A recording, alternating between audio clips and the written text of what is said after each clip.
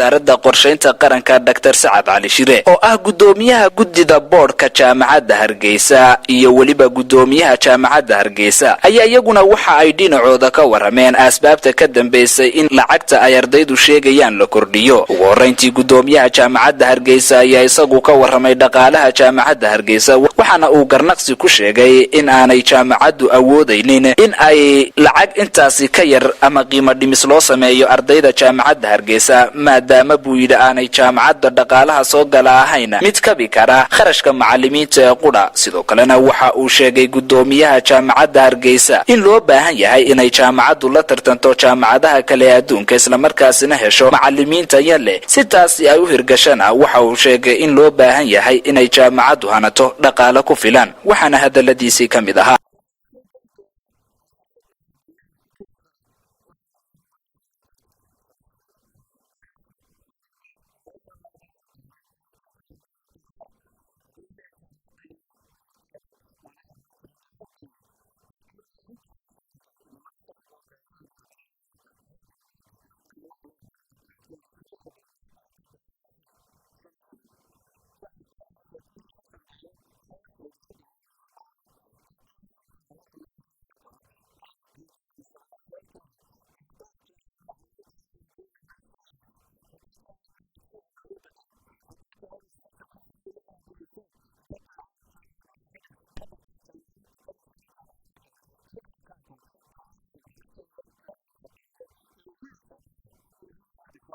gudoomiyaha boardka sare ee jaamacadda Hargeysa ahna wasiirka wasaaradda qorshaynta qaranka Dr. Sacad Cali Shire oo isna la hadlayay telefishinka madaxa bannaan ee Bulsha TV ayaa dhinaciisa ka waramay ka board ahaan sida ay u arkaan kharashkan lagu kordhiyay jaamacadda Hargeysa waxaana hadaladii wasiirka ka mid ahaa sida tan.